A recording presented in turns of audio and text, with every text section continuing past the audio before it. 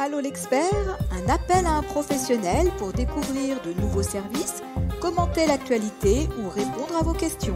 Une émission proposée par monimmeuble.com et animée par Isabelle Dahan. Bonjour, bienvenue dans notre émission Allô l'expert qui consiste à appeler au téléphone le professionnel, l'expert qui pourra le mieux répondre aux questions de nos lecteurs. Alors voici la question. Comment le syndic répartit les charges de copropriété entre les copropriétaires? Je suis Isabelle Dahan, journaliste et fondatrice de monimmeuble.com et j'accueille aujourd'hui Daniel Alouche, directeur de Copro Assist. Bonjour Daniel. Oui, bonjour Isabelle, merci de cette interview. Alors, avant de répondre directement à la question, peut-être un petit mot quand même sur Copro Assist. Copro Assist est une société spécialisée dans l'externalisation des comptes de copropriété pour le compte de syndics professionnels et bailleurs sociaux.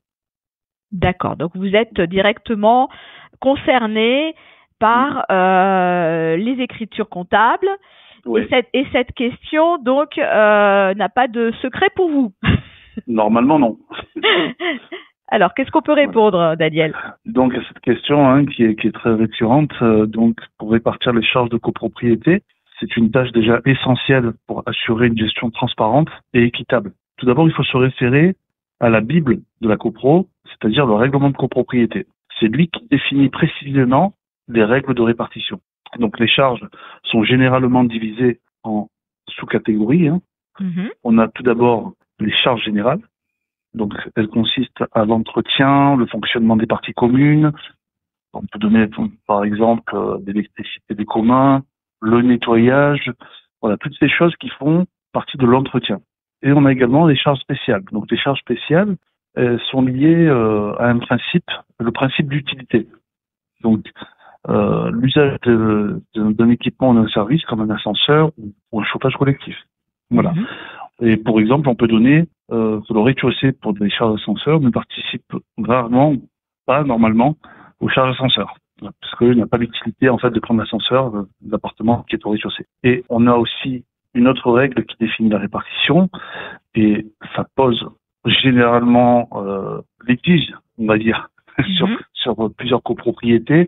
Quand ce n'est pas bien fait, c'est les consommations variables qui sont liées en fait à des relevés de compteurs généralement rattachés à chaque appartement. Donc il est important de bien relever ou bien faire relever par une société spécialisée les compteurs d'eau, les compteurs de chauffage ou de thermique, c'est souvent le cas dans les nouvelles copropriétés, pour pouvoir répartir aux consommations de chaque appartement et non à la surface de l'appartement. D'accord. Voilà. Donc vous êtes amené à vous occuper donc justement de ces répartitions sur le plan comptable. Tout à fait. Donc au niveau comptable, ce que va être amené à faire le syndic directement sur son logiciel, c'est qu'il a au préalable rentré les grilles de répartition qui sont prévues dans le règlement de copro, et ensuite les charges par le logiciel en fait vont répartir par le biais de plusieurs opérations. Répartir selon les tantièmes de chaque lot et donner une quote-part à chacun de l'ensemble des charges de l'année. D'accord. Alors, quand on n'a pas les chiffres exacts, il y a des systèmes de régulation. Des systèmes de régulation, c'est-à-dire c'est-à-dire que en fin d'exercice comptable, il va falloir répartir en fonction des chiffres réels. Oui. Donc, parce que souvent on parle d'estimation au départ, quoi. C'est ça. Alors, oui, c'est que je suis pas encore au bout de l'explication, c'est que au-delà du règlement de copro, il y a le budget prévisionnel qui est voté en assemblée générale. Donc ça, c'est souvent une estimation de charges à venir. Exactement voilà. Ça. Donc, on appelle ce budget en 4 appels, généralement annuels, en fait, trimestriels, et on régularise en fin d'année. En fin d'année, c'est-à-dire que le syndic, à partir de la date d'arrêté de compte, par exemple, si c'est un exercice civil, à partir du 31/12 à 6 mois pour convoquer l'assemblée générale et faire voter l'approbation des comptes de l'année écoulée. Par exemple, là, on est en 2025, le syndic a jusqu'au 30 juin pour présenter et faire approuver les comptes de l'année 2024. Et c'est dans cette cette présentation de ces charges réelles qu'on va mettre en comparaison avec le budget.